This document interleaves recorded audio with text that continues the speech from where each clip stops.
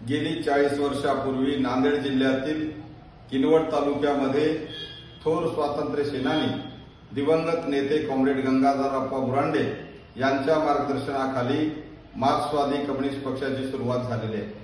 मार्क्सवादी कम्युनिस्ट पक्षाचे अनेक लढे किनवट तालुक्यात झालेले आहेत आणि आज मितीस मार्क्सवादी कम्युनिस्ट पक्ष नांदेड जिल्ह्यातील 6 तालुक्यांमध्ये काम करते आहे।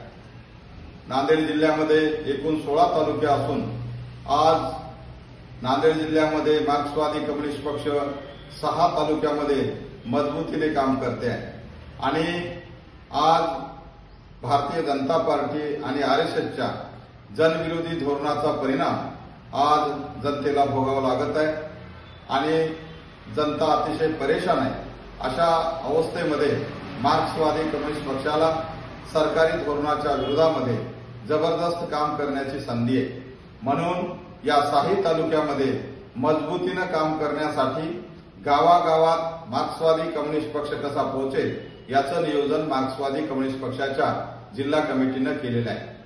असेच नांदेड जिल्ह्यामध्ये जे काही पवनार ते पत्रादेवी शक्तीपीठ महामार्ग नांदेड जिल्ह्यातून जातो आहे, अर्धापूर आणि हदगाव तालुक्यामधून हा शक्तीपीठ महामार्ग जात असल्याने मोठ्या प्रमाणात शेतकऱ्यांची शेती त्यात जाणार आहे।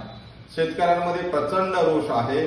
म्हणून या 2 नवीन तालुक्यामध्ये आपला पक्ष उभा राहण्याची संधी आहे। म्हणून अर्धापूर आणि हदगाव तालुक्यात शक्तीपीठ महामार्गाच्या बाधित शेतकऱ्यांची बैठक लावून जबरदस्त कामाला सुरुवात करण्याचं नियोजन मार्क्सवादी कम्युनिस्ट पक्षाच्या जिल्हा कमिटीने केले आहे।